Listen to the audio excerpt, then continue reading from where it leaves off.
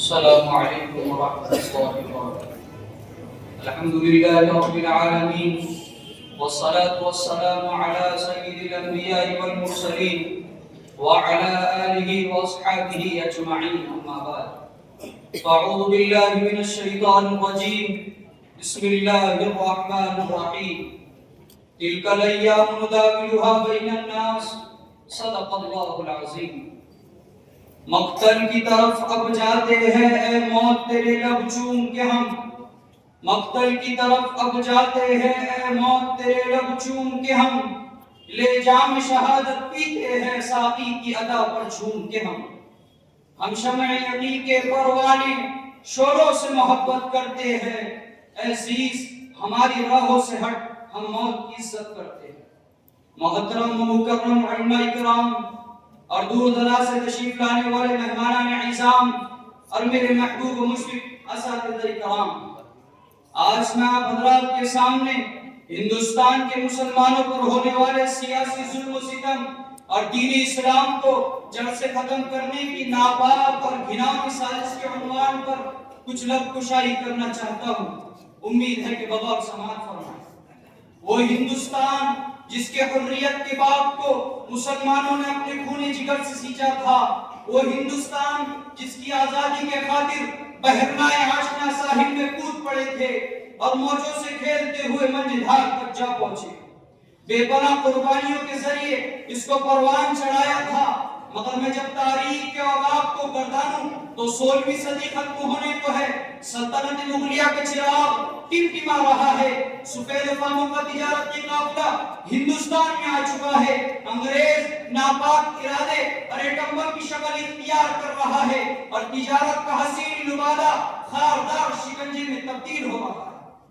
بالآخر ایک وقت وہ بھی آیا کہ جب انگریزی ایٹم بم پھوٹ پڑا اور ہندوستان غلامی کے طوق سلاسل پہننے پر مجبور ہو گیا۔ رفتہ رفتہ انگریز نے امن و شانتی کا گلا گھونٹ دیا، وحشت و بربریت کا بازار گرم کر دیا، صفاقی و درندگی کا ایسا دہانہ کھول دیا کہ جس کے سامنے چنگیز و ہلاکو کی چیرہ دستیاب بیمار کھا گئے۔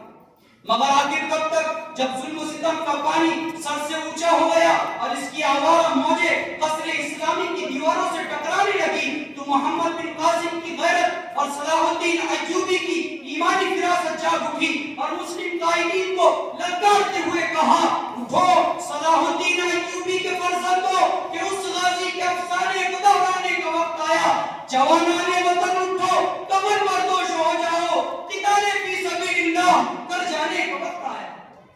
اس للکار کا سننا تھا کہ مسلمانوں میں ایک نئی روح پیدا ہو گئی اور میدان کارزار میں کود پڑے اور ہندوستان کے خاطر اپنی جانوں کا نذرانہ پیش کر دیا۔ عزیزان ملت، آج دوسری طرف یہ حال ہے کہ مسلمانان ہندو کو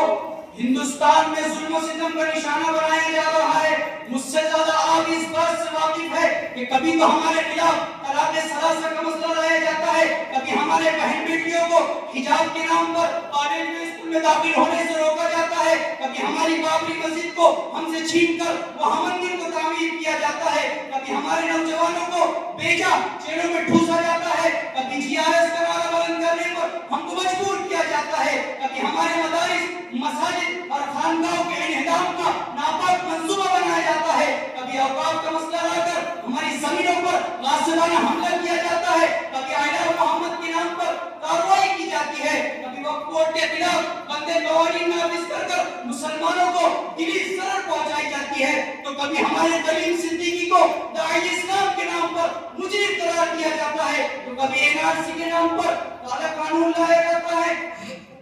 تو کبھی اسلامی دستور کا خلا کما کرنے کے لیے UCC جیسے غلیظ قوانین کو وجود میں لایا جاتا ہے، کبھی ہمیں ہمارے اکابرین علماء کے بیان کو نشانہ بنایا جا رہا ہے، کبھی ہمارے شہر و بستی کے نام پر لے جا رہے ہیں، کبھی ہمارے ووٹ کے حق کو چھیننے کی بات ہو رہی ہے، کبھی ہمیں مشکوک نگاہوں سے دیکھا جا رہا ہے، کبھی شعار اسلام قربانی پر، شعار اسلام اعلانی اذان پر پابندی لگائی جاتی ہے، کبھی مساجد کے میناروں سے اللہ اکبر کی صدا کے خلاف قانون پاس کیا جاتا ہے، کبھی مسلمانوں کے دینی، اسلامی، تعلیمی، تبلیغی، اصلاحی، فکری، عصری شعبہ جات پر بے جان تحقیق جاری ہے۔ حالیہ